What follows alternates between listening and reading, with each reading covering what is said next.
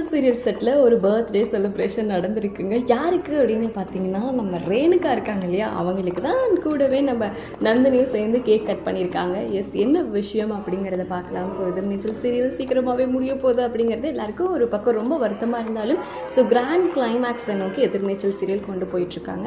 இன்னும் கதை இருக்குது, இது எப்படி இன்னும் ஒரு வாரத்துக்குள்ளே முடிக்க போகிறாங்க அப்படின்ற ஒரு பெரிய கேள்விக்குறி இருந்தாலுமே டேரக்டர் அதெல்லாம் ரொம்ப அழகாக கச்சிதமாக கொண்டு போய் முடிச்சிடுவார் அப்படின்ற பெரிய நம்பிக்கை இருக்குது. ஸோ இதெல்லாம் ஒரு பக்கம் இருக்கும்போது, இப்போ ஒவ்வொரு ஷூட்டிங் ஸ்பாட்டாக எடுத்துகிட்டு இருக்காங்க இல்லையா, ரீசெண்டாக தான் அவங்க வீட்டில் இருந்த எல்லா போர்ஷன்ஸும் முடித்தாங்க.